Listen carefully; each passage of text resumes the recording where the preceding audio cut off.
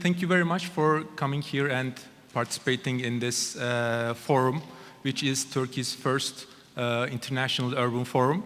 And also thank you again for staying late with us until 4 p.m. And I hope this is going to be a very productive meeting, and I hope that you're going to see best practices and we're going to learn from the experiences of our speakers. So first I would like to introduce myself. Bu arada başkanım şeyler var, yanda hemen kulaklıklar var isterseniz. Okay. I'm Onur Partal from Istanbul Development Agency. I'm the director of Invest in Istanbul office and also a columnist in Marmara Life magazine. So I would first like to introduce our speakers briefly, and I would like to let them to also touch and give background information about them later on in their presentations or speech. Justine McIntyre from Montreal, Canada. She is the party leader of Real Change for Montreal, and also communications responsible for the Last Post Fund. Welcome to Istanbul, Justine. And Nikkole Mojica from New York, United States of America. She is the director in Hudson Yards Health Kitchen Alliance, and also welcome to Istanbul. She is half Turkish, by the way, taking some Turkish courses. Hoş geldin. And Tamara Nikolic, originally from Belgrade, Serbia, but coming from Vienna, Austria. She is the operations officer in the World Bank, and she is also in the urban partnership program in the World Bank. And Yakup Peker, coming from the capital Ankara. He is the project manager and in the Economic Policy Research Foundation of Turkey, which is a well-known think tank in Turkey. And Yücel Yılmaz, he is the mayor of Balıkesir Metropolitan Municipality. Welcome. Hoş geldiniz Sayın Başkanım. So actually our topic today will be about, we will request your contributions, especially about how cities should utilize or restructure urban spaces to get better and efficient economic returns, and of course with the conditions of and environmental concerns, keep the economy vibrant, create jobs, use resources effectively. So this may include, but not limited to, renovation, redesigning, transformation of urban, suburban or industrial areas, beautification of beautification projects, and etc. So, dear Justine, let's start with you. You are coming from Montreal, so could you please tell us from your perspective how urban revitalization should be shaped, and what about the budgetary considerations, and how this is going to impact the decision-making process? So the floor is yours.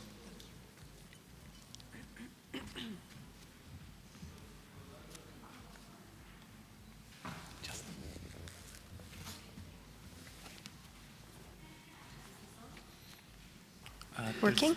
Okay. Thank you very much for that very kind introduction. I'm very pleased to be here today.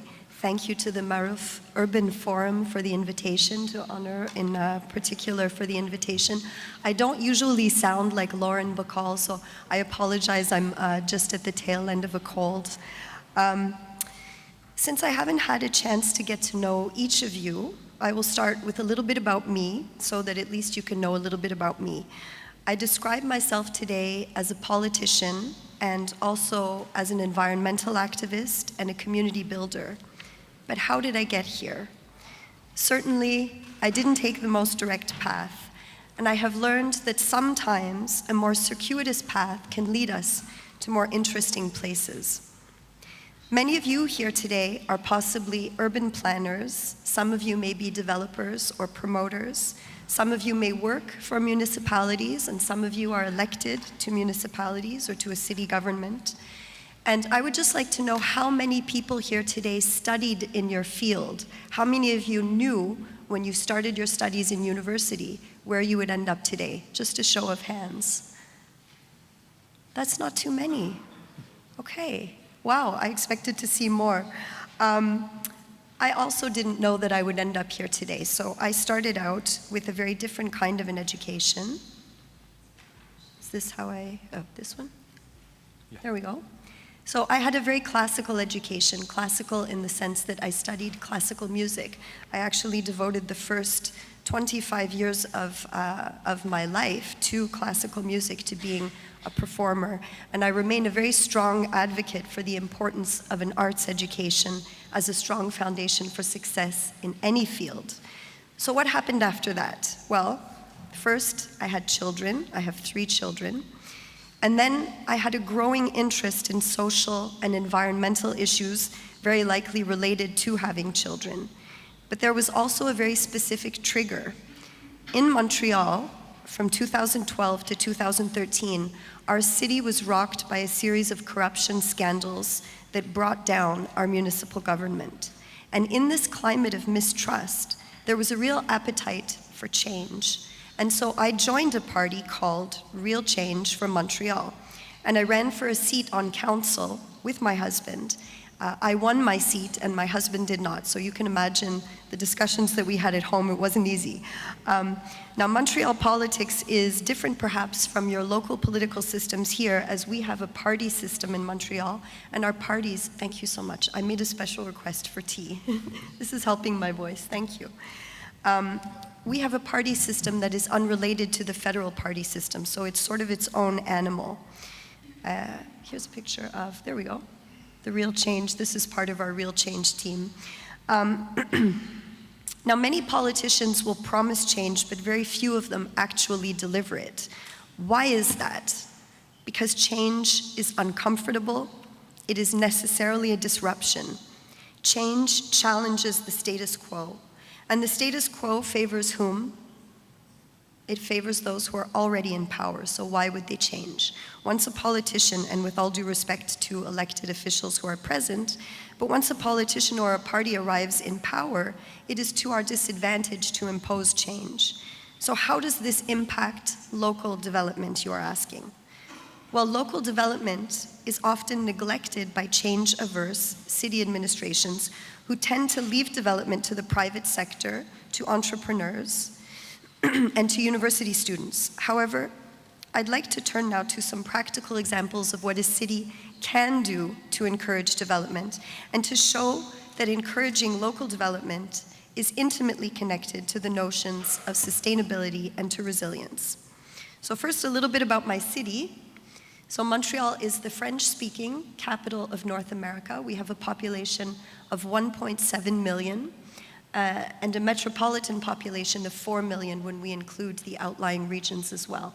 Our official language is French, but just over half of the population of the city of Montreal has French as their first language. There's about 13% who have English as their first language, and the remaining approximately 32% has a foreign language as their first language. So although French is officially our first language, we're very multinational and we're definitely bilingual. Much of the tourism and economic activity is conducted in English, and we are known for our diversity. We're sort of a miniature Europe within North America, and I encourage you all to visit. Have any of you been to Montreal? Yes? Oh, wonderful. I hope to see you there again. And those of you who've not yet had a chance, I know that you'll be visiting soon. Okay, so I'm now going to go to some very practical things that we can do on a city level to encourage local development. The first, the easiest, it's kind of a no-brainer, is to increase the public transportation offering. So I have 2 examples here. The first is the King Street streetcar corridor in Toronto. So King Street is a busy arterial road in downtown Toronto that was occupied by streetcars but also by cars. And eventually the city realized that the flow of car traffic and streetcar traffic was really not compatible and was not optimal for either one nor the other. And so they decided to do a pilot project removing cars from the street, and it's been a huge success in just increasing fluidity. On the next to that, you see a map of the metropolitan region of Montreal. And in green, what you see here is the electric train network. This is a new project for Montreal, costing approximately $6 billion, financed primarily by the province of Quebec, but also with investment from the federal government and primarily by the Caisse de dépôt et placement du Québec, which is our pension fund. So this train is currently being implemented because there is an understanding that we have a need for not just urban transit, but also transit reaching into the suburban areas of the city. So by investing in public transportation, you're increasing fluidity, you're bringing more people into your city center, and you're increasing opportunity for local development. Second is to increase alternative transportation options. So Montreal has, since many years now, a bicycle rental service called Bixi, which is very popular. It also benefits from subsidies because I don't think it would be economically viable on its own. So this is something that the city subsidizes, but it creates a wonderful alternative and fun method for people to get around the city. Carpooling, car sharing are also options that the city is increasingly investing in because we're realizing there are many people who can't get around without a car. So how can we make that more effective and more efficient is to try to reduce the single car ownership and single car usage. So by having people own fewer cars, we have car share options where you can buy a service that gives you access to a car only when you need it, rather than having a car sitting parked in your driveway that you're not using. And carpooling is to increase the number of occupants per vehicle so that we don't end up with congested highways filled with single occupant vehicles. These are two more things that a city can do to increase fluidity. Third is to look at cycling, the cycling infrastructure. This is an inexpensive investment for cities. Montreal has recently announced a new bicycle network called Le Rêve, which in French also means the dream, so it's a nice name. It is a network of express lanes for bicycles, and the cost, actually this cost, which is estimated at $15 million per year, is what we're currently spending on the bicycle infrastructure, so that cost will surely increase. But the difference between this and regular bike paths is that these are really going to be almost like a highway for bicycles. So it will dramatically increase not just fluidity for bicycles, but also security, because these will be dedicated lanes with very few intersections, and cyclists will be able to circulate freely and in full security. So bike transit currently represents 2.5% of all of our transit in the city, and our aim is to increase that to 15%. Which we think is doable. Next is to create safe and walkable neighborhoods.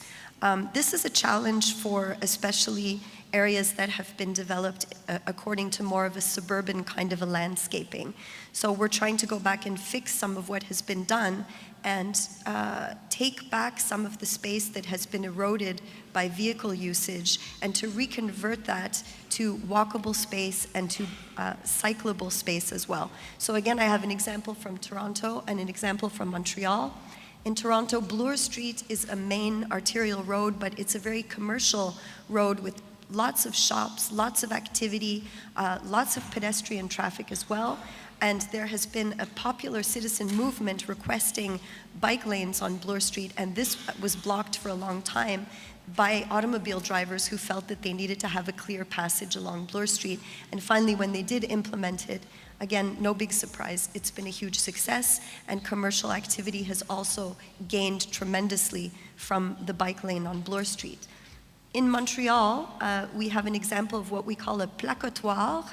This means a place to sit that does not belong to any specific business. So it is not a patio that belongs to a restaurant. It's actually part of the city. It belongs to the city, and we carve out parts of the street and set up benches, sometimes a small library, planted areas, tables, just places where people can sit and chat and meet each other in a very friendly and informal way. This is very important for Montreal. Now, the infrastructure that we would implement in Montreal is probably very different from what you would be looking at here in Istanbul, because we have very different climatic conditions. In Montreal, due to our harsh winters, we have to keep in mind that some people will be using the bike network year-round. So, therefore, our infrastructure has to adapt and be usable even in the more harsh weather conditions. Here we have an example of a mother bringing her 3 children to school by bicycle in January, which, believe it or not, this actually happens. Limiting big box stores, fast food, and drive-through. This is actually in the power of the municipality to control. So we have an example in Montreal, in an area of the city called Notre-Dame-de-Grâce, where they passed a bylaw limiting the number of drive-throus within a certain area because they were trying to control what their urban structure was going to look like. So on your left side, you have an image of the Café de Flore, a very famous cafe in France. And on the right side, you have a Starbucks drive-through. And you can see the impact that this has on the urban landscape, one which definitely encourages automobile traffic, and the other which encourages pedestrians, encourages you to take time and enjoy the cityscape. I'm going to accelerate a little bit so I can get through, the presentation, not that fast. Accessibility for local entrepreneurs, artists, and artisans. This is a program that we have, Entremise, where we make use of our spaces that are currently unused. In a temporary way, we make them available to artists and startups and so on, so that they can have easy and free access to spaces. And this also serves to revitalize areas that might be looking like they're starting to be abandoned. Number 8 is to protect green space and to encourage biodiversity. You may know that our mayor, Valérie Plante, recently addressed the UN, and in her speech, she was representing mayors around the world and their priorities. And in her speech, she actually made mention of this park, which has the ambition of being the largest regional park in North America and includes a lot of the western portion of the island of Montreal.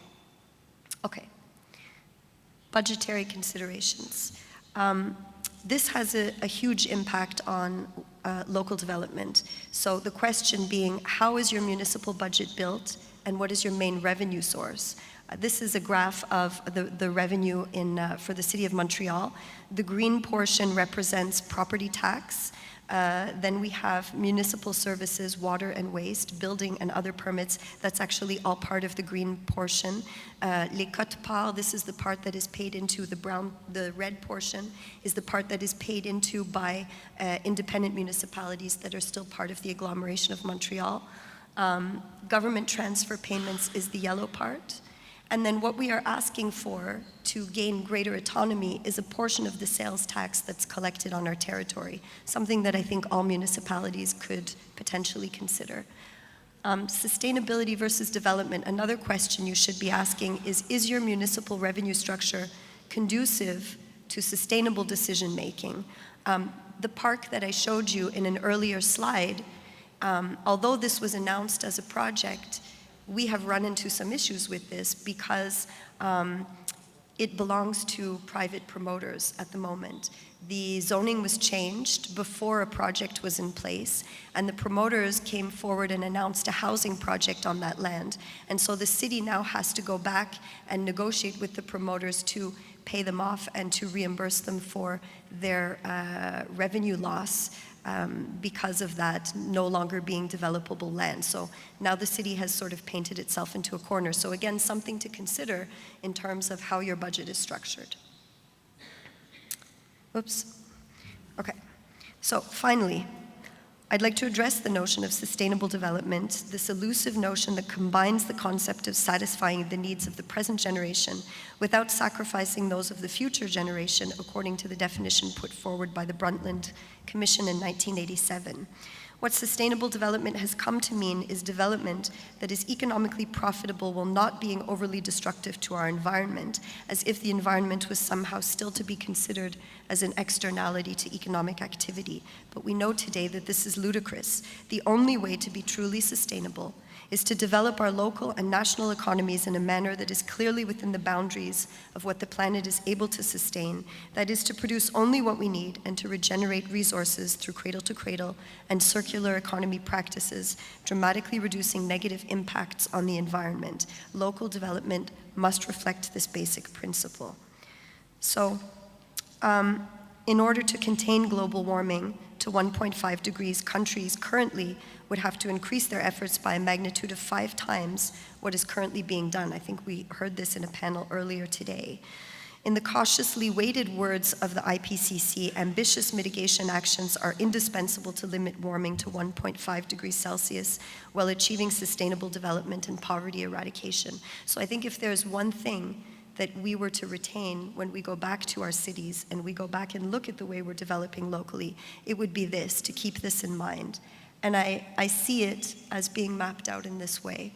We have a climate crisis. We know we have a climate crisis. The question we need to ask is, how will this affect our community? What are the risks? Who will be most affected? What are the vulnerabilities? And then on the right, how do we create resiliency? First, this is before the crisis. How do we avoid impacts? And then how do we reduce impacts eventually? And how do we rebuild? Because we may find ourselves there. At the bottom, I have 3 more categories. What are we doing today? And again, it's sort of the before and the during as we move through the climate crisis together. What are we doing today to reduce our emissions and our carbon footprint beyond considerations of impacts on our community? What is our budget and timeline? Who are the partners and stakeholders? And finally, what can my city do to implement and to support these measures? So I would encourage you all to use this as a framework for asking yourself these questions as you go forward with your local development projects. Thank you. This was our climate march in Montreal. Thank you very much. Thank you, Justine, for your presentation. And Justine just talked about the alternative transportation options, carpooling, car sharing, safe, walkable neighborhoods, briefly about accessibility for local entrepreneurs. And also, I wonder about the welcome tax. What is this welcome tax in Montreal? When I go to Montreal and start living there, do I pay a tax? Oh, it's not for you. The welcome tax is when you purchase a property. You're taxed, I'm trying to remember the percentage, something like 2 or 3% the value of the property as a welcome tax. So people don't like this name because it's not a welcome tax. It's really more of like a sting of a bee. So, dear Nikole, by the way, as I said, Nikole is taking some Turkish courses and in love with our country. I can say she is half Turkish already. Dear Nikole, could you start by giving us an overview about what is going on in New York City? And the key question is how this neighborhood, which is Hudson Yards in New York, transformed into one of the world's cutting-edge urban areas. Just could you briefly tell about it? Yeah. Thank you.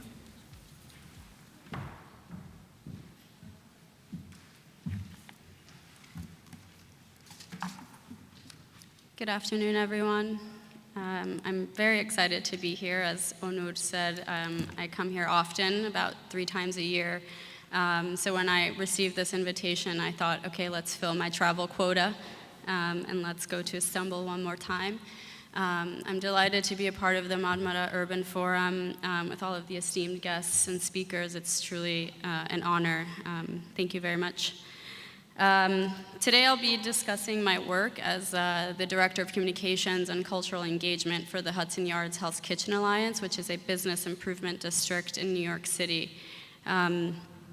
New York City at the moment is in the midst of this very sort of vast economic restructuring, and you can see these economic functions and activities in the methods that they're using for planning and restructuring the urban spaces. So what I'd like to do is get this to work first. Here we go. I'm just going to start with sort of a brief overview of some of the methodology that's in practice, and more specifically that I've been involved with through my job. So This is just my organization's name. We're a non-for-profit neighborhood improvement district, and I'll explain to you a little bit more what a BID is exactly. So here are some of the tools in the toolbox at the moment. We have NYC Small Business Services, which is essentially a group that's formed to help economic prosperity and the potential of New Yorkers in the city. They do this by training employees, trying to get them jobs, and relatedly, they foster thriving neighborhoods by way of organizations like mine. And so what BIDs are basically a geographical area where local stakeholders, as in developers, residents, property owners, all come together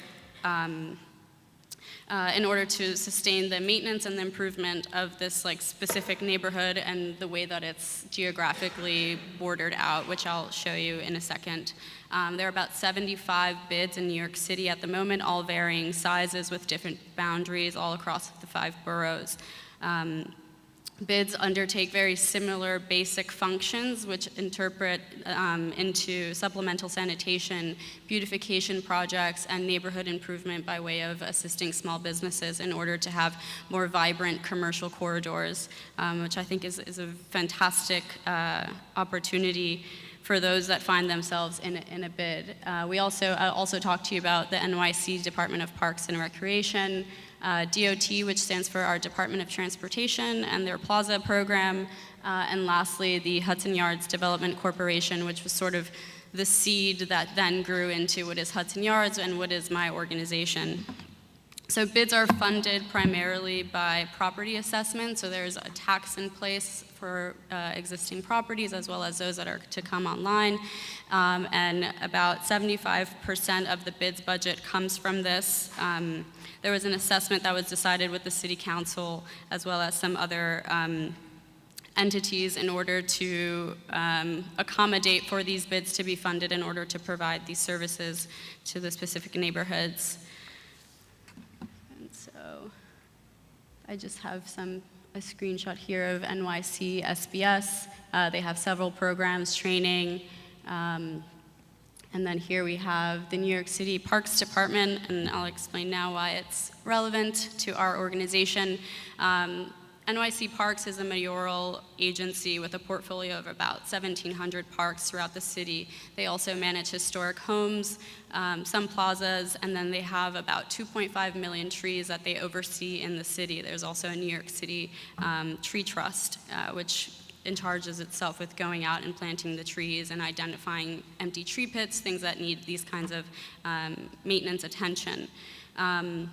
They have a capital budget and an expense budget, and then they work often with organizations such as myself for the maintenance of some of their parks. So if you've ever been to New York City and you've been to Central Park is maintained by the Central Park Conservancy. Bryant Park in Midtown on 42nd Street is maintained by the Bryant Park Corporation. Similar to mine, which I'll tell you more about, the Hudson Yards Hell's Kitchen Alliance manages the brand new park in Hudson Yards, which is known as Bella Abzug Park. And so, lastly, we have DOT, which is our Department of Transportation, and one of the great programs that they have is called the Plaza program, specifically trying to enrich public spaces and urban gatherings with these pedestrian plazas. So again, DOT works with these BIDs that I've introduced you to in order to transform underused streets throughout New York City. One of the key components of the DOT Plaza program is to make sure that all New Yorkers are no more or around 10 minutes walking distance from a public space that they can enjoy, which is very difficult to do, but we're getting there. And here we go into sort of all the shiny new toys that are Hudson Yards. HYDC, which is the Hudson Yards Development Corporation, was established in 2005. They basically spearheaded this massive development program, which I believe the phrasing is that it's the largest development in the United States in the last 5 years, so it's a pretty magnificent project. HYDC consists of city and state entities, which, touching on this topic of how do we develop solutions for all of the issues that we similarly are dealing with, it's this emphasis on conversation between our practitioners, our researchers, academics, sort of getting everyone at the table involved. And this is a great example. So HYDC is comprised of many New York City offices, so Office of Management and Budget, the MTA, which is the Metropolitan Transportation Authority, our Department of City Planning and City Council, Housing Preservation, Parks and Recreation. I mean, everybody had a seat at this table back in 2005. So here we go. The Hudson Yards project, I broke it down into a couple of bullets. I won't have enough time to delve into detail, but please find me later. There's a lot to talk about and there's a lot to share, and I'm happy to do so. So with rezoning for this area, which if you're familiar with the island of Manhattan, we have the far west side, which I'll show you here. What you see here on the left is the Hudson River. So this is Midtown Manhattan. Some of you may know if you've been there or from pop culture. We have 34th Street, the Empire State Building, Times Square. So all to the west of this area, to the east of this area, excuse me. So when the New York City Council approved Hudson Yards back in 2005, the rezoning allowed for several things. 1 million square feet of new retail space, 24 million square feet of new office space, about 13,000 new housing units, a percentage of which was intended to be and has to be affordable housing, and then 2 million square feet for hotels, more retail, and headquarters for, if you're familiar, the Javits Center, which is a large convention space in New York City. Another part of this expansion program was, in fact, the extension of a subway line. So I have a photo here, just to give you very quickly. The rail yards that are exposed at the bottom half of this photo actually extend further east. So where you see all of this development, there is underneath more rail yards. So this project started with a platform that was built where now these skyscrapers are, and the vessel, as you may know, I like to say that it looks like Doner. So I stare at it every day. So basically, they built this platform overhead. It's known as the Eastern Rail Yards, and this is just phase one of the project. In 2 years, I believe the platform construction for the Western Rail Yards will begin, and that space will also be developed, which I believe is also calling for another 6 million square feet of development, mixed use, again, with office, residential, hotel, and the like, and more public space. So if you can see here, there is about a greenish space that goes around the rail yards, and I'll very briefly introduce you to what is the High Line in New York City. If you're familiar, it's a magnificent example of the city working with the public in order to preserve a space. It's basically built on an elevated freight line that existed in the city, and it's become this renowned space for art, culture, and an example of transforming industrial infrastructure into this sort of hybrid public space for people to enjoy. And so by way of the Hudson Yards development coming to life this past March, now the High Line extends you around it from the back end, and you're released onto 34th Street, where then you go into Bella Abzug Park, or you also have access to the shops at Hudson Yards, all of the retail, as well as the Shed, which is a cultural institution, and of course the Vessel.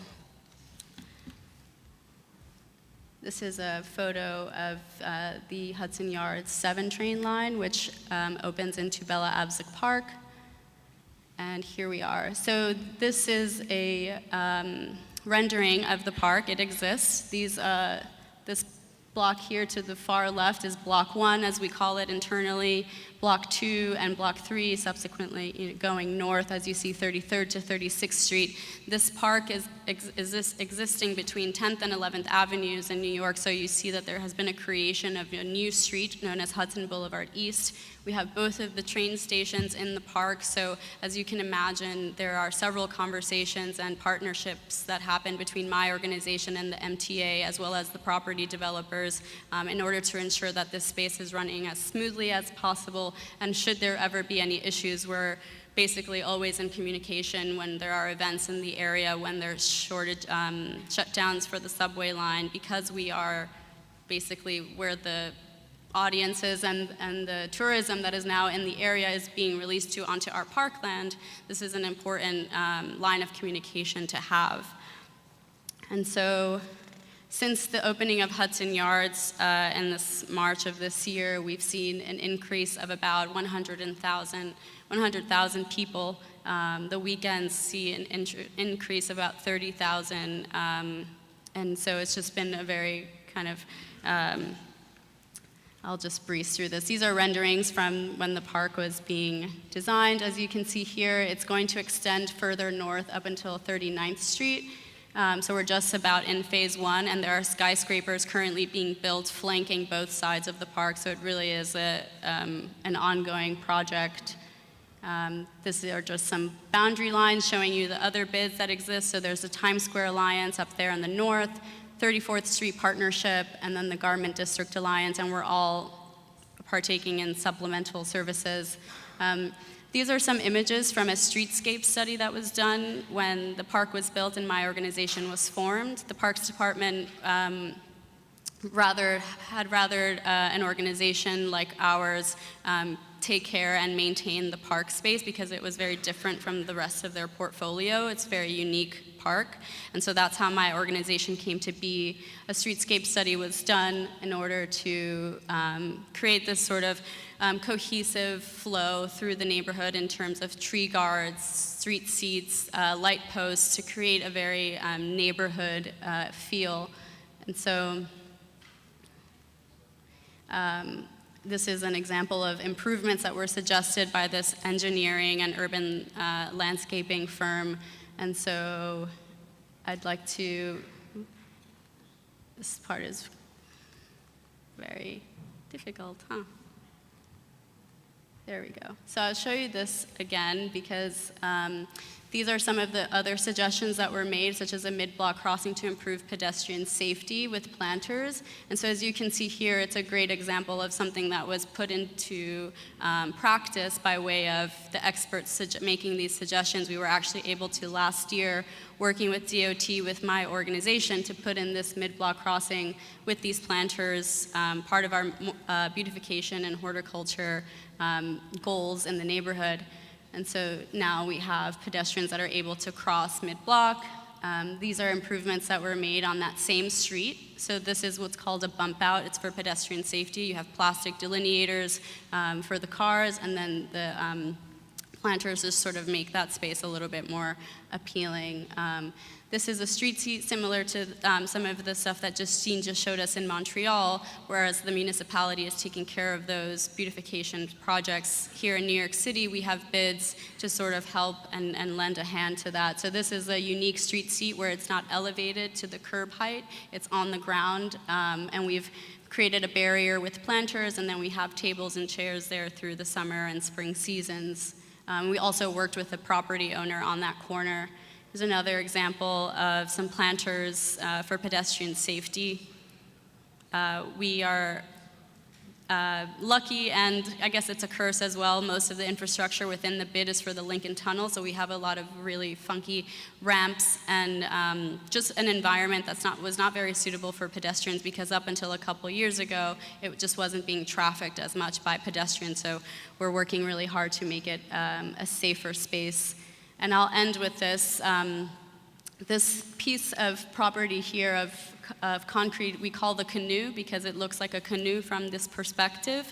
And I think it's a great example of coordinating with local partners and community to make some sort of change happen. This is what the canoe looks like in September 2012. Here is 2009. It's a parking space for the local precinct.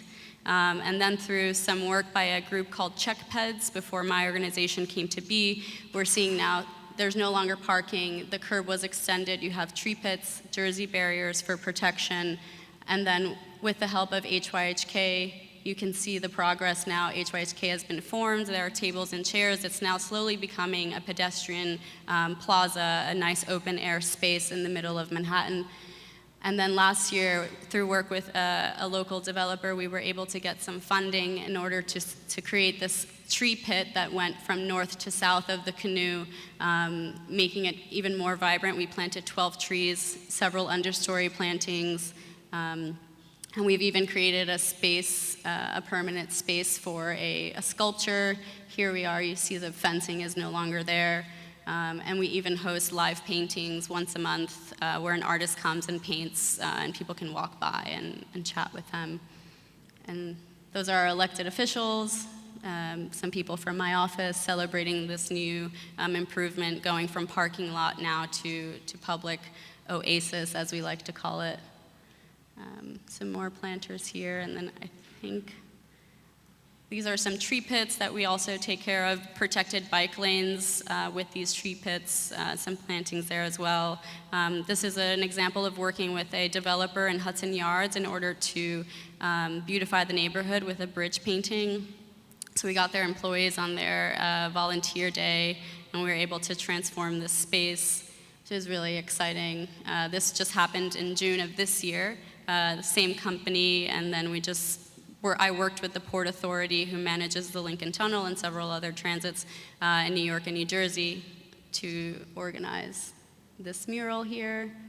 Again, in line with our goals of beautifying the neighborhood by way of art and horticulture. I think these are some of our maintenance teams. This is the park. This is HYHK maintaining the park. Again, a tree guard taken from the streetscape study is slowly being placed throughout the district. When we have issues with bikes, we find solutions. We put in some bike racks there. Some images of the park activated. And here we go. Some fitness classes, music, arts, the film festival that we just had last week. And so I'd just like to close with something that I heard earlier at one of the conversations that was being had was the suggestion to leverage public space as a resource multiplier. And I think this plays very well to the theme of cities developing solutions, because by way of doing this and having this park and having my organization, it's a great example of how we continue to foster communication between all of the relevant parties in order to see these things come to fruition. So again, if you have any questions, please find me later. Thank you. Thank you very much, Nikkole.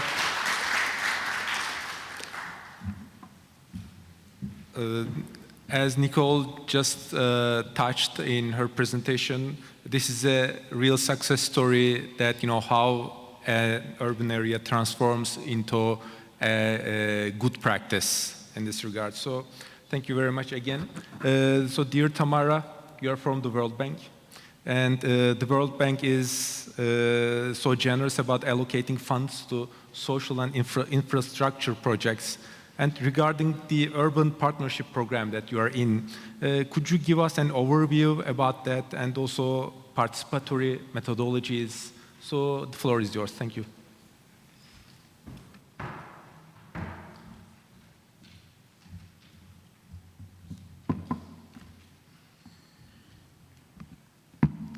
Thank you very much, Onur. Thanks, everybody. It's really a pleasure to be here. I come from a totally different perspective. First of all, I'm from Balkans.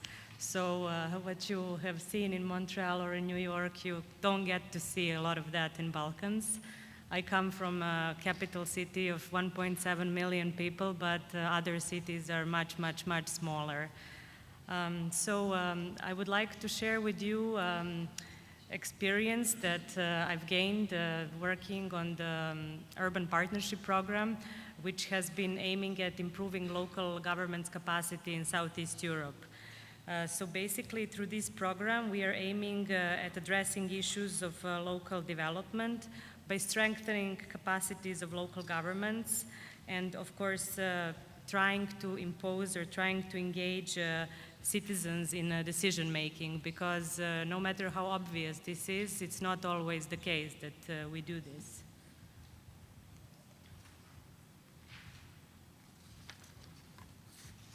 So I just want to tell you in a nutshell what the program is about, not going into too many details.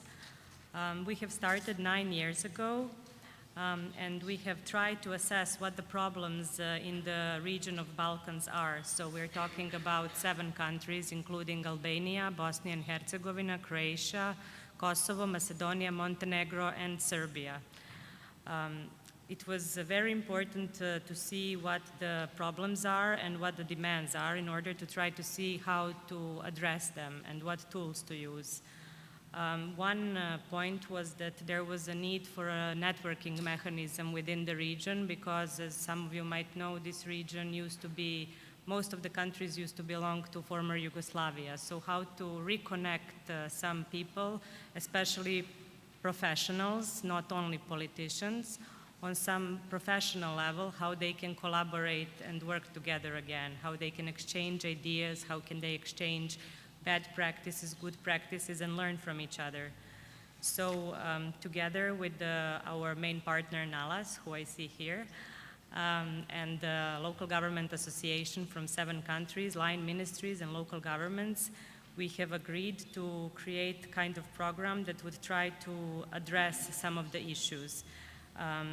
We have done some kind of assessment in the region, and the demand for practical tools was over 60%, as well as the tools that would help city leaders to improve the governance.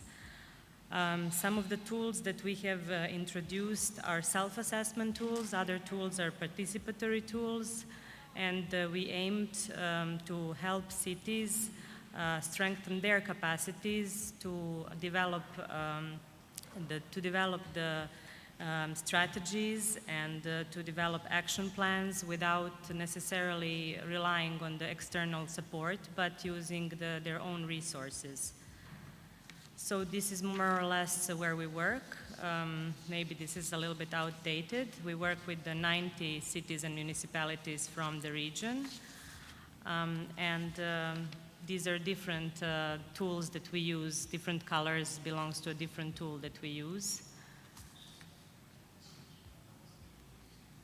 I will just briefly explain 2 of the tools. One is municipal finance self-assessment. As we heard, municipal finance is a very important part of the development, and we wanted to offer something to the municipalities, how they could assess their financial health, how they can improve financial management, public spending, public asset management, and we have created within the bank a tool called the MFSA, which was originally Excel-based, but then we improved it into web-based tool. The tool has several steps, and the point is to come up with the action plan at the end, where we would see how the municipality can improve its performance in, let's say, 1 to 3 years. This is just a snapshot of how the tool looks. The second tool, self-assessment tool, was the urban audit. This is complementary tool to municipal finance self-assessment, and it shows the snapshot of level of services and infrastructure in the municipality and identifies the key investment needs so that we don't have the wish list, but we really create together with the different municipal departments a priority list that can be later on implemented. The next approach that I wanted to share with you, it's a participatory approach. I will choose just one of them because actually this one has in itself also the citizen engagement, increase of transparency, improved governance, and it's called participatory planning, which we introduced to a number of municipalities through the placemaking and urban labs. Placemaking is a short-term intervention, and maybe you heard about it in the first 2 presentations. It's basically how to revitalize and how to upgrade specific areas in the municipality. This is quick win, where you engage not only the local community, but also other actors, such as NGOs, economic sector, citizen, etc., in co-creation of a solution. Another one is Urban Lab, which is a longer-term intervention, and this is the methodology which aims to develop inclusive urban strategies and includes different tools such as stakeholder mapping, stakeholder interviews, analysis, workshops, and goes towards development of the vision and towards the urban strategy. This is just an illustration of one area in capital city in Belgrade. So basically, the city administration came to us with a problem that they have pedestrianized street, and they thought, okay, now we have pedestrianized it, it's going to happen on its own. So nothing happened. It's not enough to pedestrianize the street, but you have to really go into participatory planning. You have to talk to the citizens. You have to see what they want to have there, why they feel comfortable or uncomfortable. Is it enough light? Is it enough trash bins, etc.? So basically what we did, we engaged with the students from architectural faculty. We engaged with the local economic actors, with the high school. We have conducted interviews and workshops, and came up with some suggestions for the city on how they can improve this area. In addition to this, we decided to invite the urban planners from 3 major cities, from Novi Sad, Niš, and Belgrade, to have a workshop focusing on the same area to see how they think.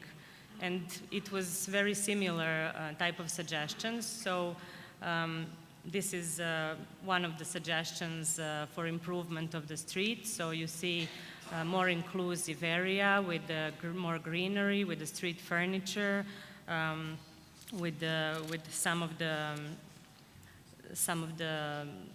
nicely arranged decorations.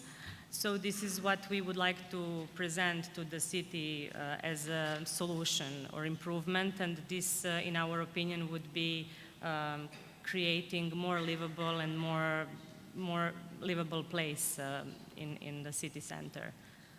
The second project that I wanted to mention is a project that we have in Albania, and this is a collaboration with the Integrated Urban and Tourism Development Project, which is aiming at improving urban infrastructure.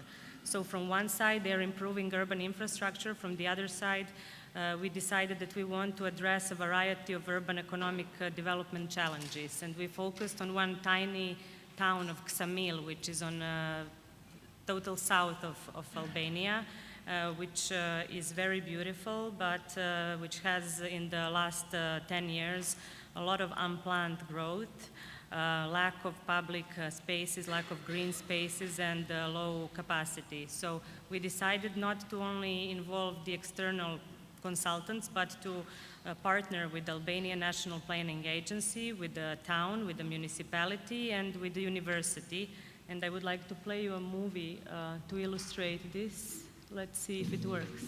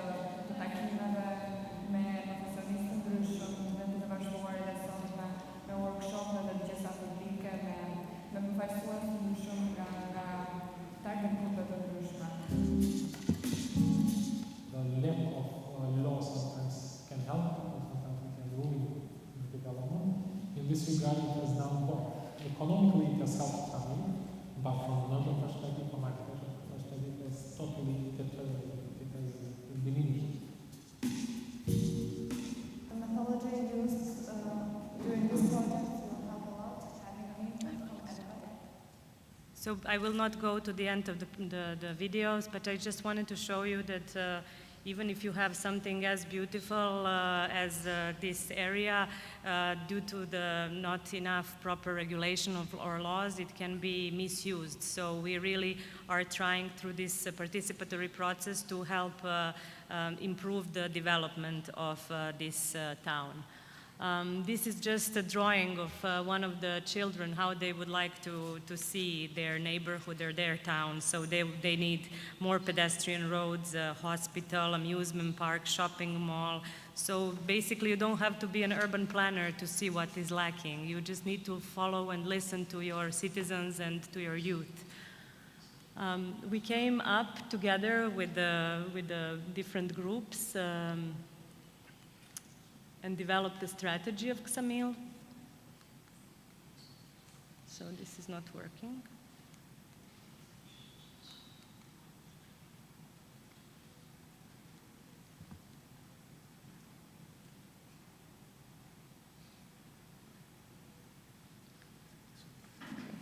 Where we focused on several different areas that you can see here. And we developed a report which is in detail showing how these areas can be improved. This is just one example of how an area with a lack of hygienic and like a beach bar actually can help address different things like lack of hygiene, a place where people can meet, take a shower, have some fun, food. And the last thing that I wanted to mention actually is regional Western Balkans and Croatian urbanization and territorial review, which aims to inform and support the development of urban strategies that integrate and increase the impact of sector-specific initiatives and focus on enhancing the sustainability of urban development. The next phase that we want to go to or do is city and municipal level analytics. And this work will also aim at creating concrete programs, policies, and projects which are in line with the objectives of local economic development, which will go into improving city competitiveness, job creation, and sustainability. So I will not go into many details. Thank you very much for your attention.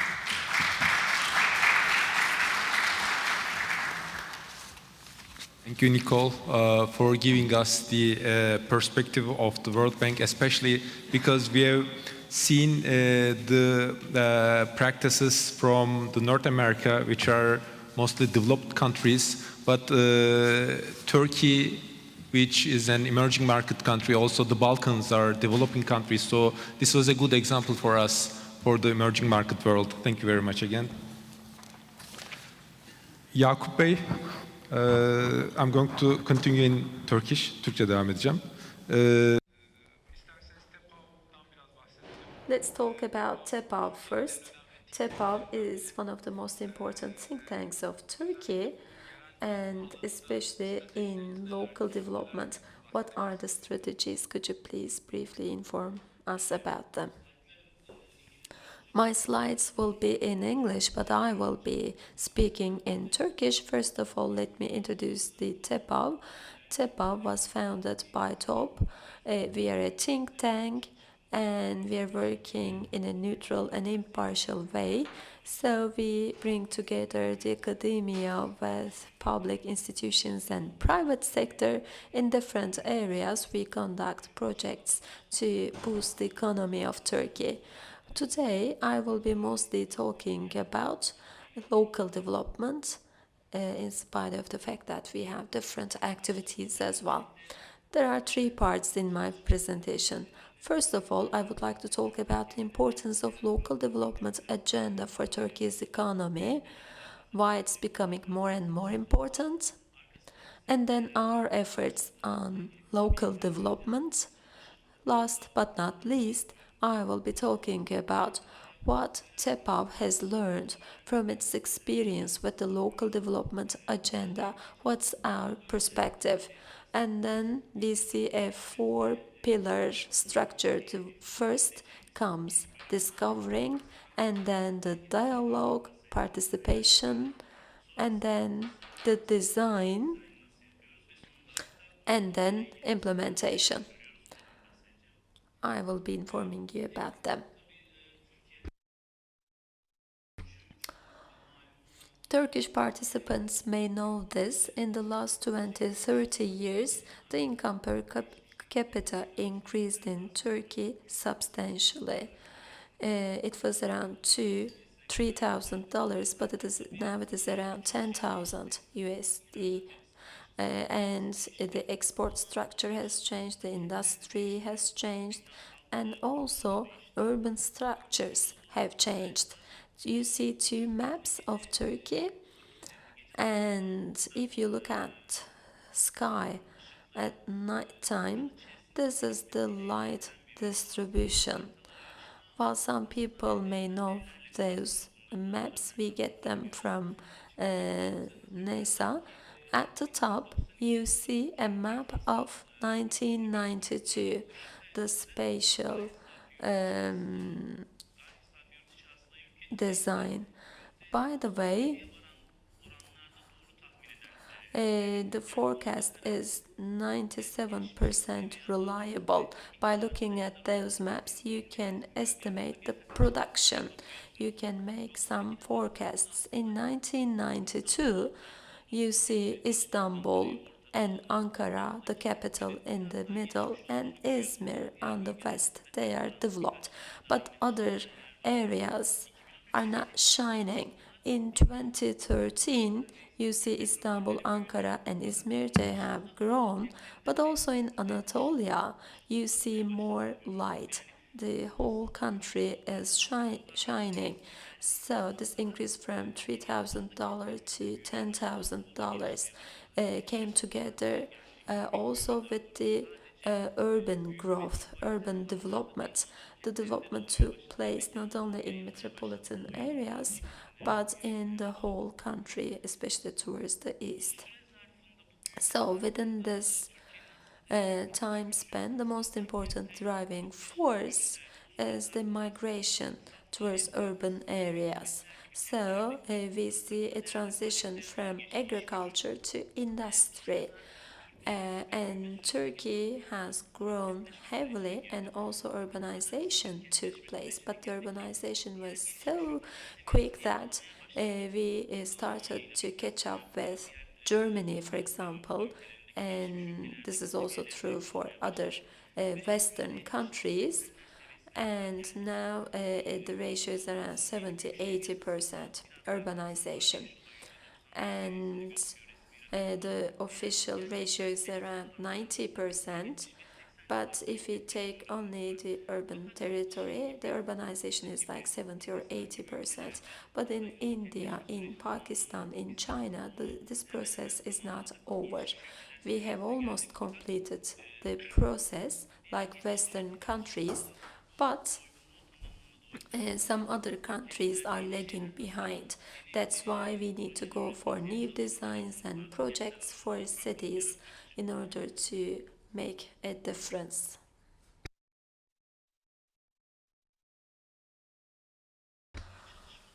So what have we done about the local development? Well, we have four main projects. One is the Uzunköprü strategy and roadmap.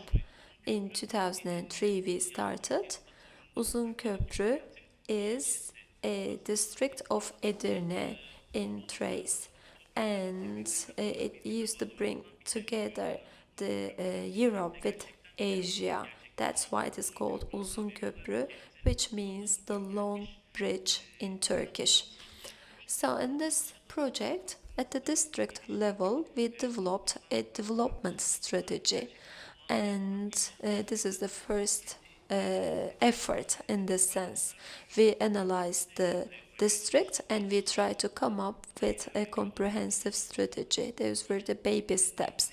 And secondly, in Edirne, with 3 different districts, we conducted a study to draft a development strategy, but we defined 30 different projects, and I will be informing you about them.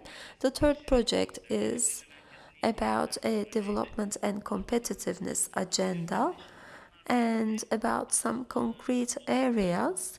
We conducted some focused analysis like smart city, transport, agriculture, and employment opportunities. What sort of new employment opportunities can be created for citizens? We studied on that. And the fourth effort is in Datça. It is in the western coast of Turkey, and the development level is lagging behind. This is a small district. We launched a new development strategy for Datça, and we did quite well in terms of analysis.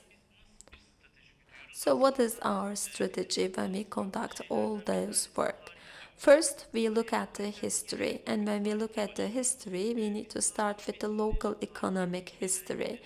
We look at historical documents, and we try to understand the structure of the society and the space usage. You see a map from the Ottoman Empire. It is a census, and we worked on this together with Professor Kemal Karpat, together with the data, we give a number to the census of the Ottoman Empire. And here, not only the quantity matters, but the ratio of Muslims, the ratio of Greek Ottomans or Armenian Ottomans. So when you interpret the map like this, each point means a population of 5,000 people. So in some areas you see more intensity, and in some areas you see more ethnical diversity. Like what? Like the Marmara and Aegean region, Thrace, Balkans, the Black Sea, some part of the eastern Anatolia, and this dot is not Ankara, it is Kayseri. And Kayseri was a big city with ethnical diversity. So we compared this together with this map. Settlement sizes according to exodus in the Ottoman Empire. If the density of the population is high, then there is more ethnical diversity. It is just a census, but you can get a lot of information about economic development, about trade. This is the data from the 19th century, so we can understand the city better. Getirmeye çalıştık. We try to bring it to today, so we don't keep the population data based on ethnicity, but we have more detailed information for everyone in every town and every city. We know from which city they came from. For example, we know in which city they're registered. If there's a diversity in a city or in a settlement, we put blues. So there's this concentration in Adana, Kayseri, Konya, Istanbul, and Bursa cities. So we have some similarities, and there is a cosmopolitan structure, and we know that these are the people who came from different cities and they live in that particular area, but there's a difference in the Eastern Anatolian region, and we don't have Armenian population, and we know that the population which was engaged in commercial activities migrated, and we can say that the cosmopolitan structure in the eastern part of the country is no longer there. So this is the Bursa example. This green line shows the share of Bursa city from the entire population of Turkey.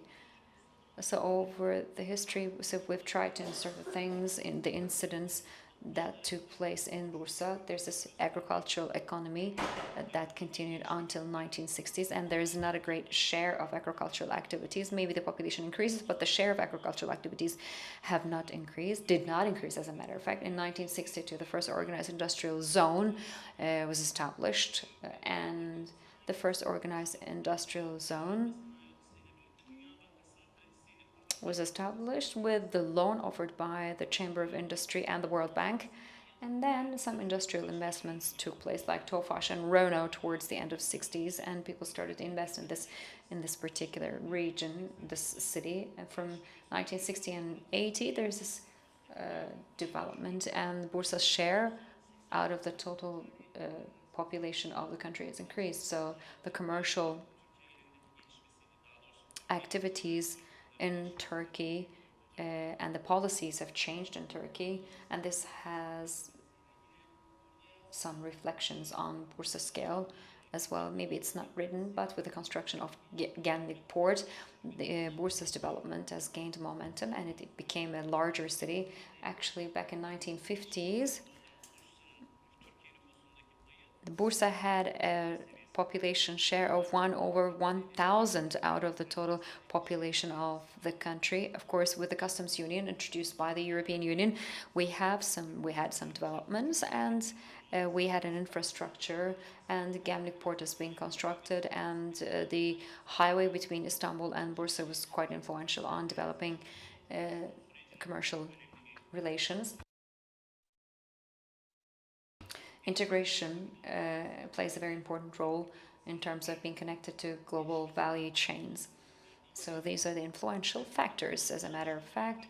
So while doing these analyses, the analysis of data, what we pay attention to is that we try to evaluate the local, national, and global planes simultaneously. For example, these used to be the mostly produced, mostly cultivated agricultural crops for Edirne, for example. Tomatoes ranked the second. Now they're able to produce tomato paste, and they can produce hazelnut paste instead of hazelnut cultivation. So this is what they're now able. So apart from what they have as baseline, we have suggested some products which they can sell. For example, they would generate a market share of $31 million if they would sell tomatoes, but if they would sell tomato paste instead of tomatoes, they would generate a potential of $106 billion instead. So what we've done is that we don't evaluate the regions based on their administrative boundaries. By the way, we're also hosting the Metropolitan mayor here. Actually, Balıkesir and Çanakkale are in the same region, but in terms of their characteristics, they have huge differences, as the mayor has referred to in the very beginning of the session. As a matter of fact, the region is composed of 4 sub-regions. Let me put it this way. So those 4 different regions have their own relationships amongst each other, and they're feeding each other. So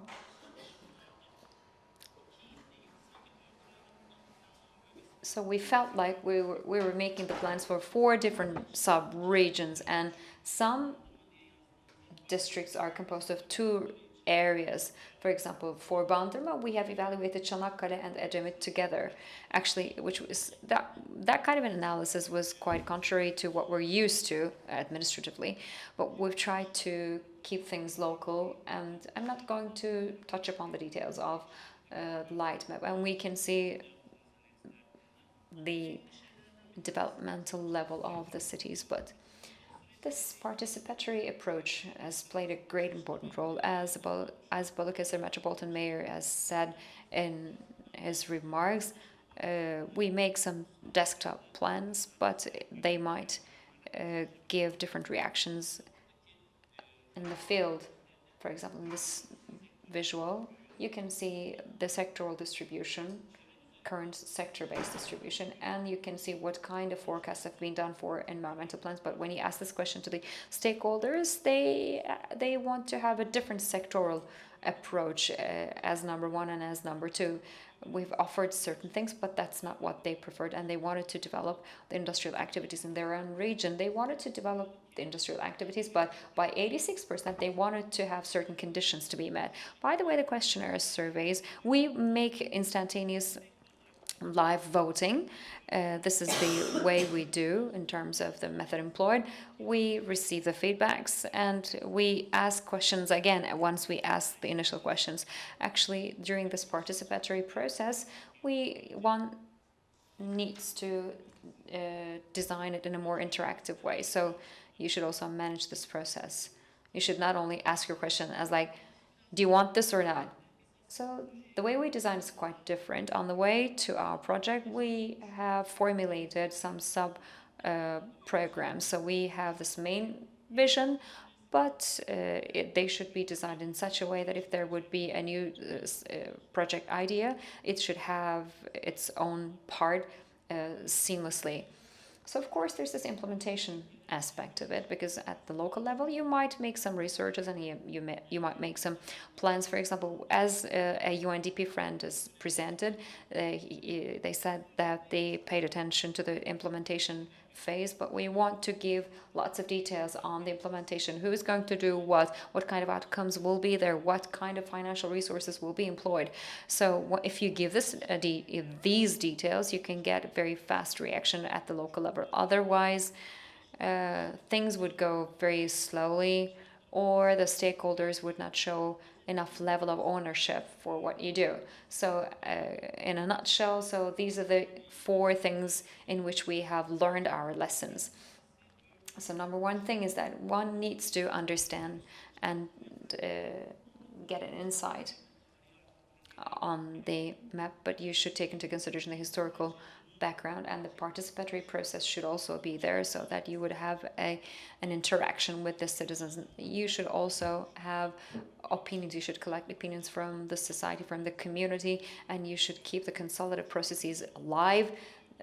Number 3 is design dimension. You should design things in a flexible way, so you cannot simply say that, okay, that's the thing that we've designed and that's the end of it, so it's not going to be limited with this. It should have a kind of living structure. So at the implementation stage, you should be able to design concretely. You should be able to define, the projects very concretely. Sorry for long speech if I have exceeded my time. Thank you very much. The mayor has kindly suggested some documents, but until they get loaded onto the computer, we can get some questions until we sort out some problems. Before our mayor starts? Okay, because there are some questions through the app. So shall we just show the first question to Nikkole on the screen? Okay.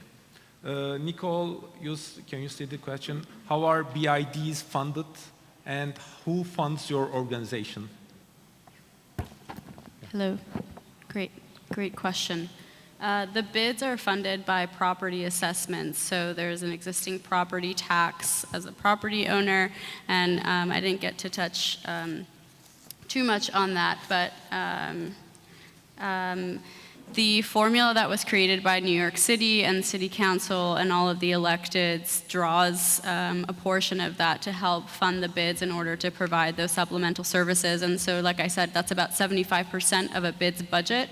And then bids are known to fundraise, hold community events, and other forms of getting supplemental income into the bid through ways of sponsorship. For example, with HYHK, we hold events in the park at Bella Abzug, and so depending on the structure that was created by the Parks Department, which is sort of a pricing matrix for events depending on the size of the park, what class the park is, and how much space is going to be occupied by an event, we're able to raise money by that by hosting those kinds of events, and then that money goes directly into the park, and then that way, for example, I have leverage into moving things from certain budgets of mine, whether it's marketing or programming, and then be able to allocate that elsewhere. Thank you. Başkanımızın fotoğrafları hazır. So the photos of the mayor are not ready, I think. This is again from the app coming to Justine. There are several topics that you have mentioned and some of them implemented. So his or her question is that how the public participation established in these interventions? Thank you. That's a great question, and thank you for that question. Montreal is a city that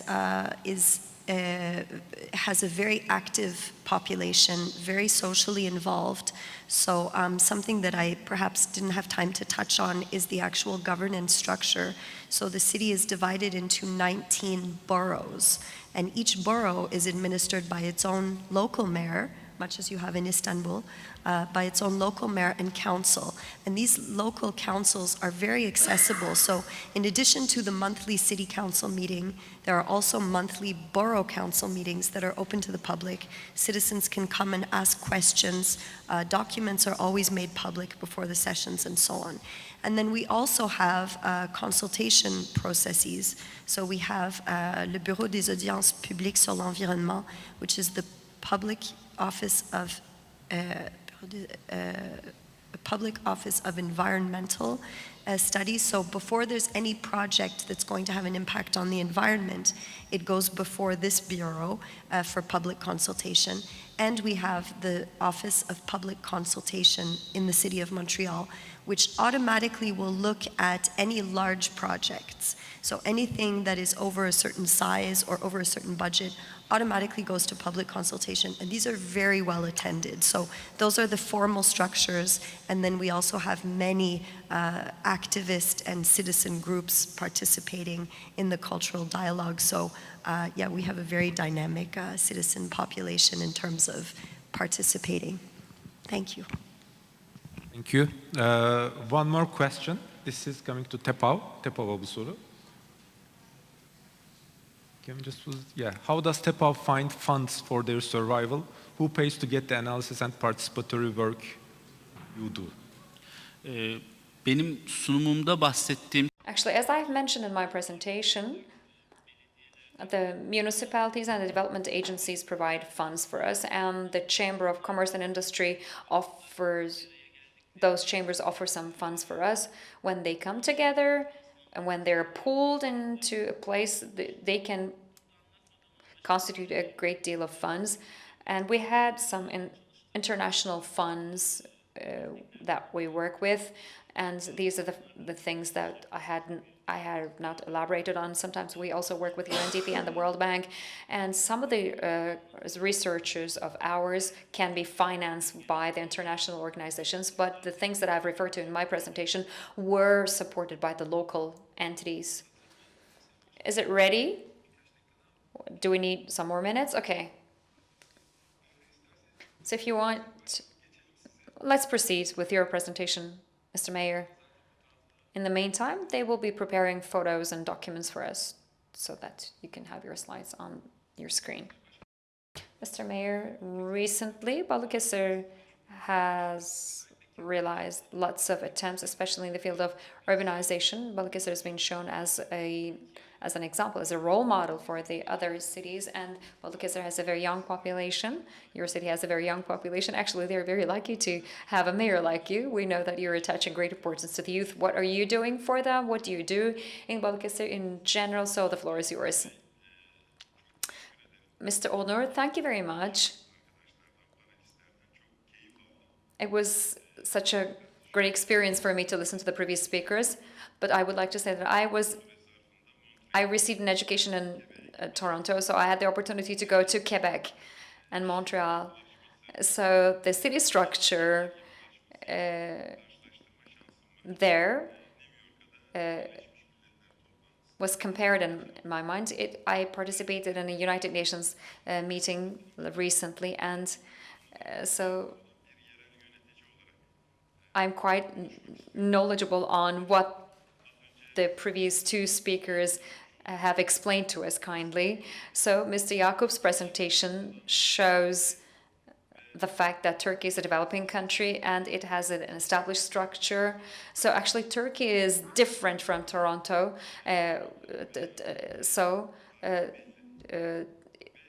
This country has a history of 1,000 years, and Toronto has accepted migrants later on, and a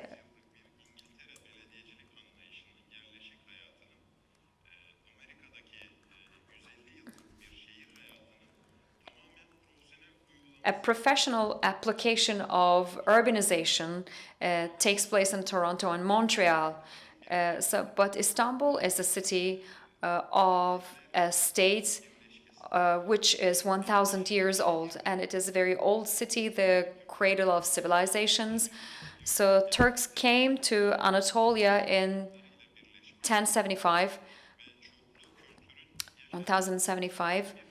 but this city is a very old historical place. Since we're in the crossroads of those civilizations, this cultural and historical heritage has been very much affected by this dynamism, but the urbanization structure in our country took place with the proclamation of the Republic of Turkey. In 1917, a French city planner planned our city logically, but over the course of time, the plans have been followed. But when it was 1960s, the city planners went beyond what he had back then designed for us. So what I would like to say that from the financial perspective, I can say that our country should also make use of these financial resources so that we can have a universal urban life. We have this consensus. But when I listened to Mr. Yakup's presentation, I can say that Turkey covers great distances in a very short period of time. I can tell you that the local life changes tremendously, and our people shows great cohesion to this set of changes. So I'm also engaged in commercial activities. If you ask this question, I mean, why do you like being involved in commercial activities? And the person that I asked this question to said that you don't have any problem with the Arabic people, you don't have any commercial problem with the Russians, so you're acting like an Asian with the Asians, you're acting like European with the Europeans, so wherever you go, the Turkish people can adapt themselves very comfortably. They wouldn't have any adaptation problems, and we can get along with any civilization wherever we go. For example, we can be great mediators, as a matter of fact. For example, TEPAV company is very much active in different parts of the world. They are awarded with international tenders. They are airport operators, by the way. There might be cultural differences which might pose some commercial problems to get along with. So TEPAV is that kind of a company that also acts like a mediator. This is just an example. So we have lots of, by the way, stakeholders. We have chambers of commerce and industry, and we have some rural development agencies and developmental agencies, and we have a governor's office. So we need to work with different stakeholders, and we need to make our decisions with the participation of different stakeholders. So you might have harsh touch on normal life as the local administrator. There are lots of things that I would like to tell you, but let me tell you an anecdote. I was first a candidate to be elected. I was strolling in the street. A citizen came to me. He said that, so this park is covered with walls, and there's this traffic congestion, and the women need to pass in front of the cafes. So why don't you create a gate from the cafe area to the park area? He said, if you would be elected, would it be a promise for us to create a gate? I said, okay, because it was so logical. There were 2 exits and they were 150 meters away from each other. So I won the elections. It was week 3 that citizen came to me to congratulate me in my office. And he said that, when will you open this gate in the park? I said that, okay, let me open the gate. I sent my employees there. So there was this, a kiosk. And that kiosk needs to pay some amount of rental money. If this gate would be opened, that kiosk would not make this money. So it would cause a loss of profit for the kiosk, because this citizen wanted to have this gate be open not for the good of the pedestrians, but rather to make more profit by selling goods from the kiosk. So for the urban mobility, everything that you intervene into would have an effect on the economic cycle. So in all of the metropolitan cities, you can see that there's an attempt to create diversity, to have multiple centers of attraction. Since we are a very old city, we needed to construct a new city right next to the old city. And the first speaker said a very nice thing. Justine said that people having fixed things in their mind don't want to have things be changed, if I have understood. So if people have some fixed things in their mind, they don't want these to be changed. Of course, yes, we have those idefix people, as we might put it. So we are also a member to the Union of Marmara Municipalities. As the Metropolitan Mayor of Balıkesir, I'm also member of the management board. So we are making this particular event organization with 21 municipalities, and we have a development agency, as Mr. Yakup has prepared. We call it South Marmara, together with Çanakkale, so we're considered as a kind of a region municipality. So we have this tendency to fulfill our tasks accordingly. So 55% of the Turkish economy is quite concentrated in our region. Do we have a laser pointer?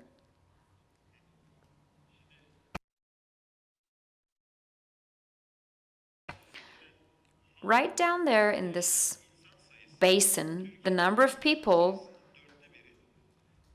is equal to 1/4 of the Turkish population, and it represents 70% of the economic activity, which means that it's a very powerful region. We're trying to alleviate the burden from the shoulders of Istanbul. What kind of burden is it? Industrial burden, tourism burden, food. We have fertile lands, we have greenhouses, we can have animal husbandry, livestock farming, and logistic infrastructure is now being prepared, and we want to be the center of production thanks to our ports. We are right across Gebze, so whatever industrial enterprise would be, they can have their own mirrored versions in our location. So now we have Osman Gazi Bridge. We were so much bound by the sea lines. So this golden circle is very much connected thanks to Osman Gazi Bridge. In addition to the sea lines, and the per capita income will change, the mode of doing business is going to be changed, and we will have more tendency for added value products, which means that our people will consider added value products in a different way. But of course it would increase the cost of everything, and we need to prepare the mindset of our citizens accordingly. I also served as the head of the Chamber of Commerce.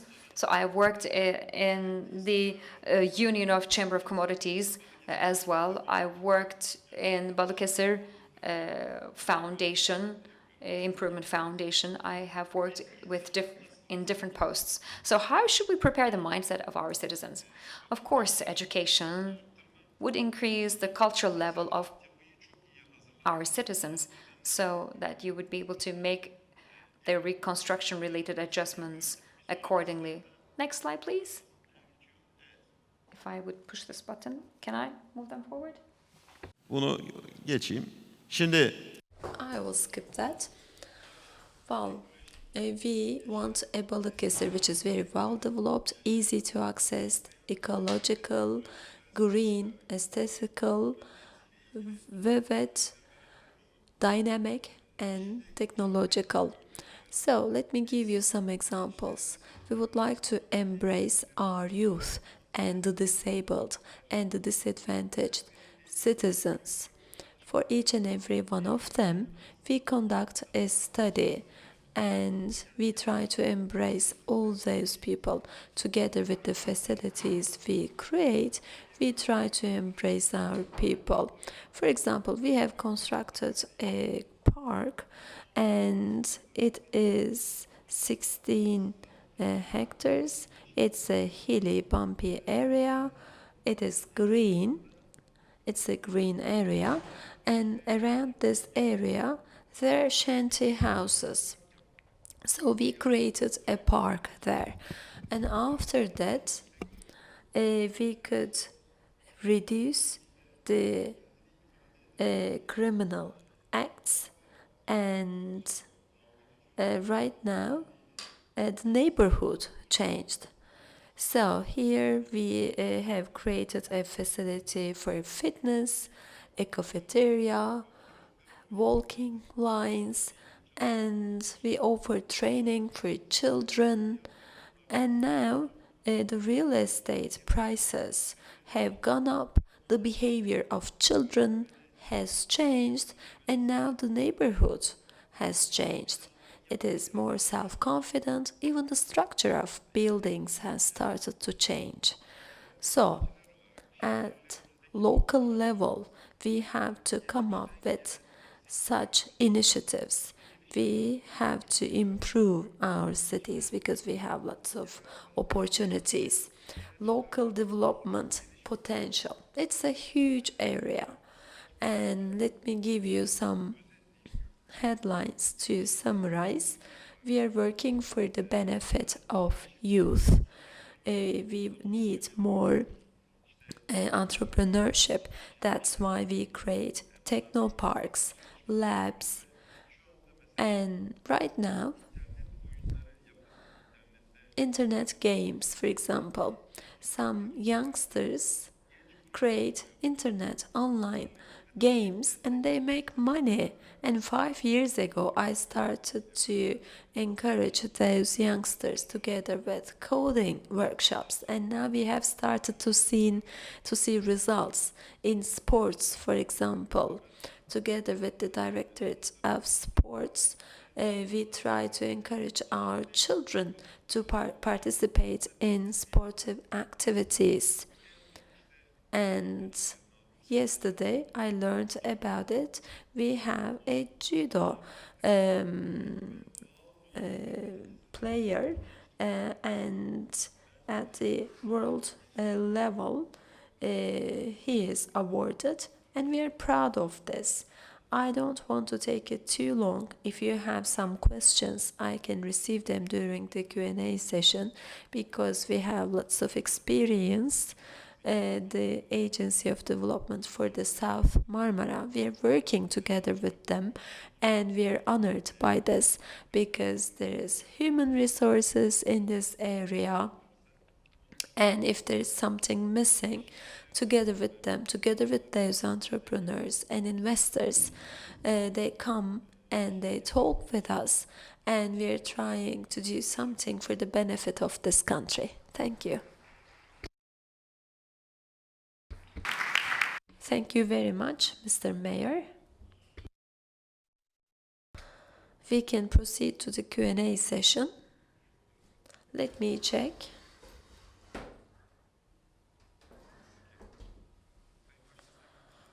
Mr. Mayor, there is a question. Is Balıkesir competing against the Turkish cities or the European cities?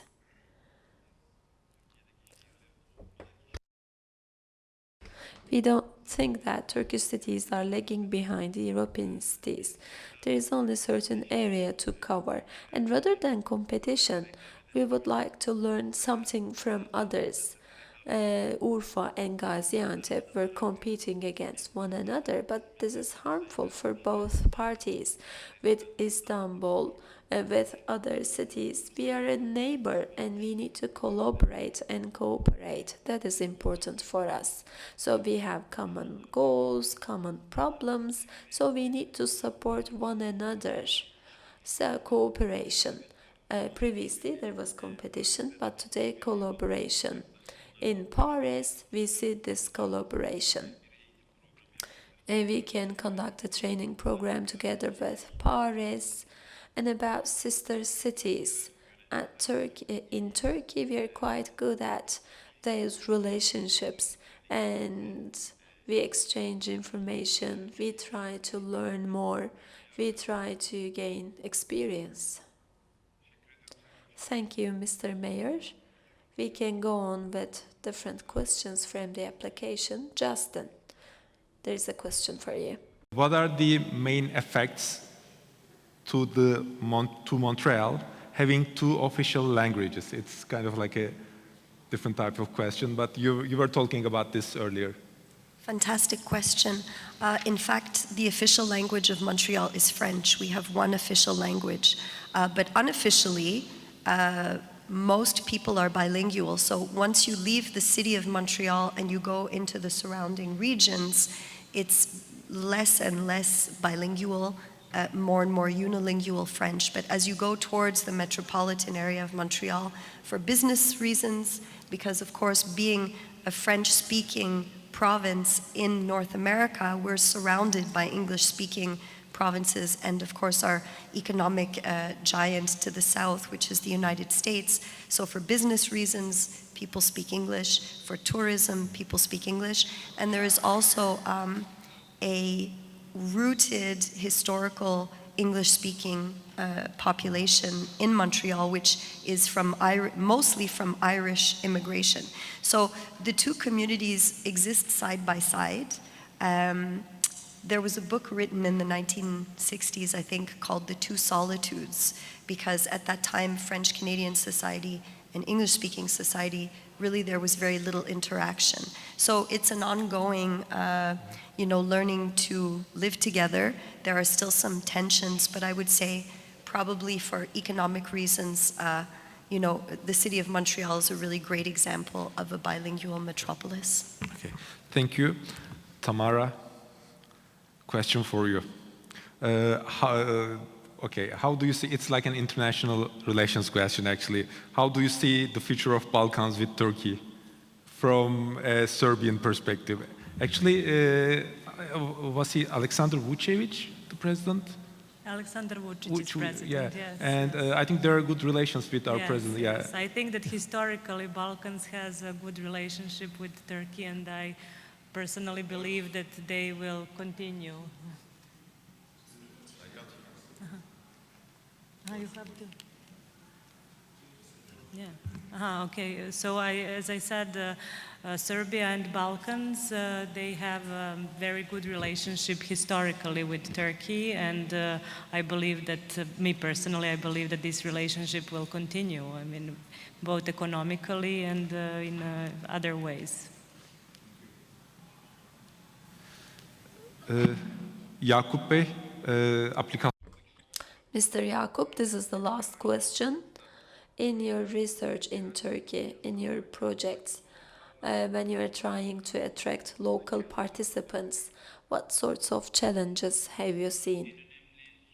The most important challenges, well, people do not believe in change. That is the most important challenge. When you try to do something local, people just say, for example, for Bursa, I have shown a success story, but in Anatolia, this is not always the case.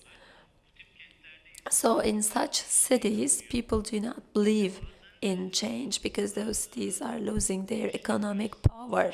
And there are some people who resist against the change and they do not want to see a change. We have seen this in Datça, in the western coastal area. This is also true for Balıkesir.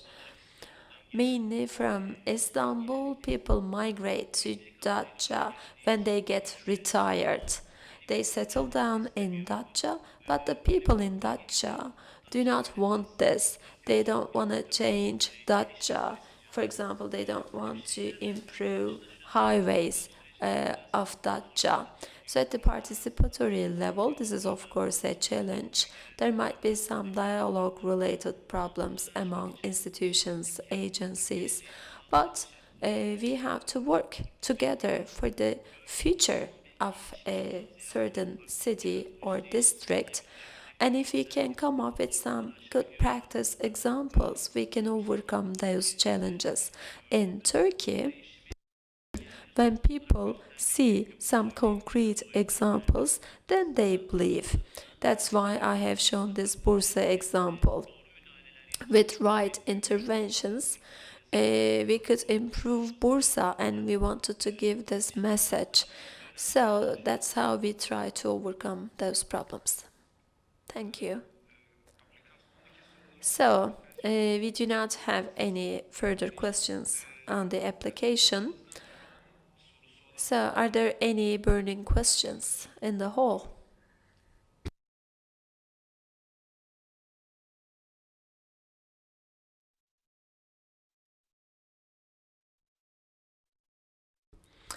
Harvey Ünlü, I have a question for the mayor of Balıkesir.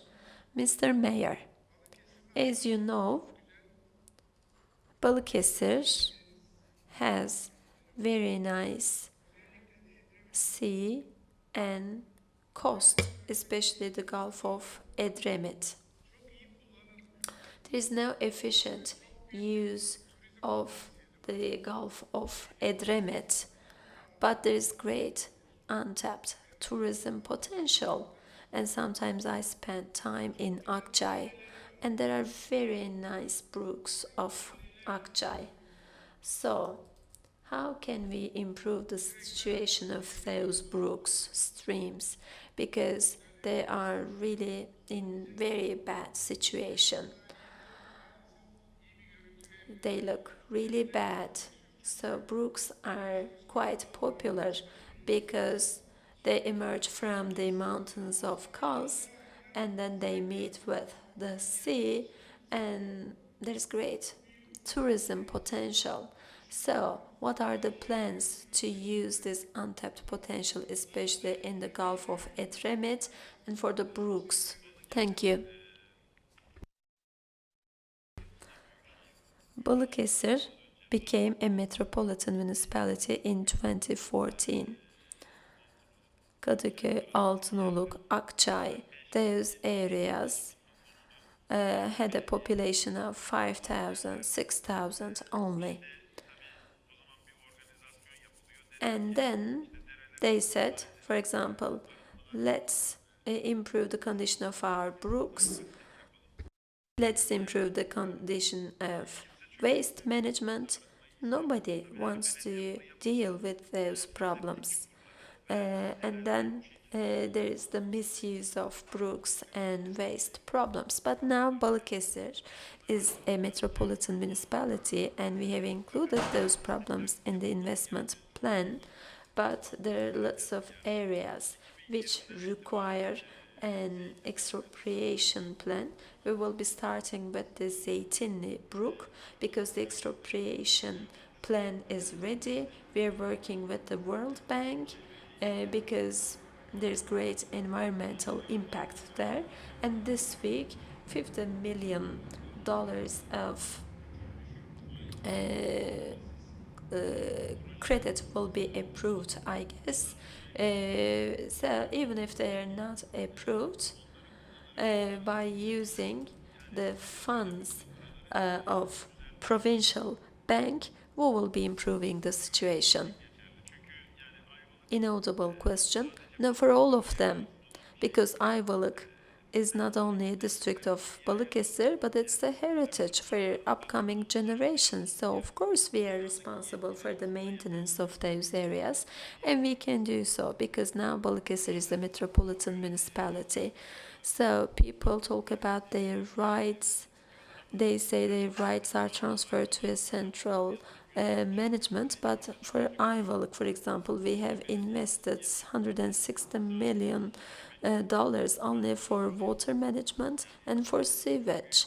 So there are great investments, and very rapidly we can move on. We are trying to protect the Kaz Mountains, and in order to say that we are a civilized city, we are completing the infrastructure work. Next summer, you will see the difference. Thank you. We have to sum up.